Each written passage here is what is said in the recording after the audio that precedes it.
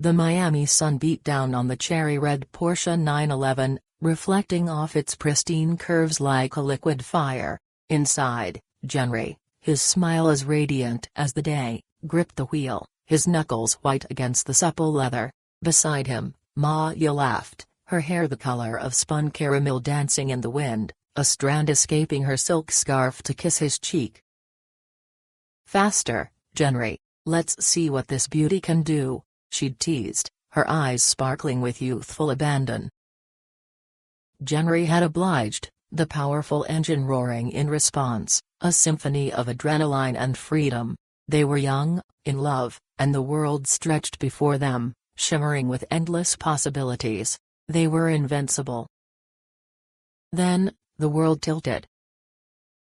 Genry stomped on the brakes, but nothing happened. Panic flared in his eyes, a stark contrast to the carefree joy that had been there only moments before. He wrestled with the wheel, desperately trying to avoid the oncoming traffic.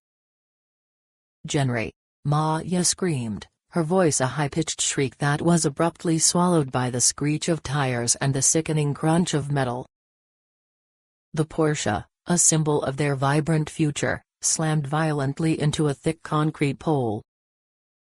Maya woke up in a sterile white room, the scent of antiseptic stinging her nostrils. Her body ached, a dull throb echoing the hollowness in her chest. It took her a moment to register the concerned faces around her, the hushed whispers, the unspoken grief.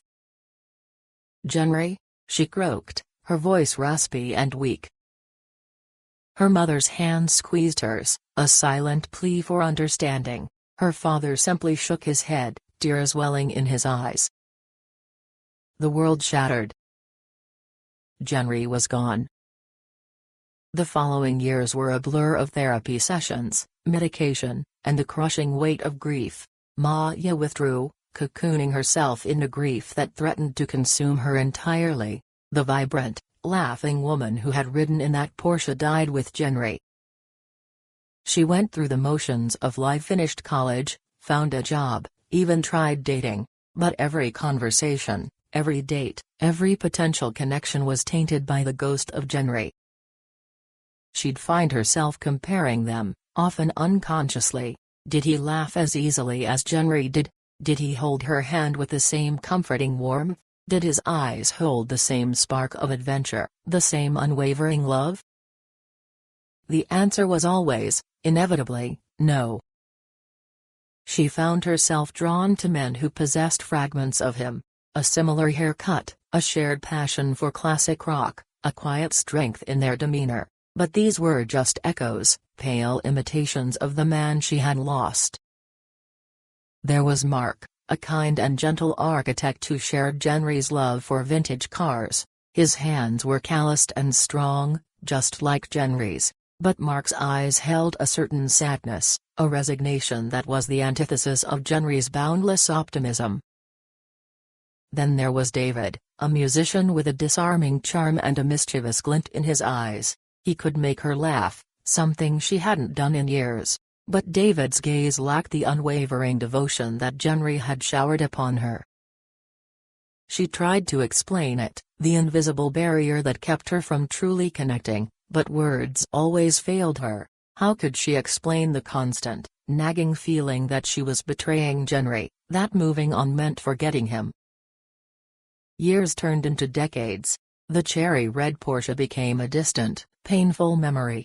The sun-drenched days they had shared faded, like old photographs bleached by the relentless passage of time. Maya never remarried. She surrounded herself with friends and family, but a part of her remained locked in that mangled car, trapped in that single, horrifying moment. She lived a full life, in a way, but it was a life lived in the shadow of what could have been.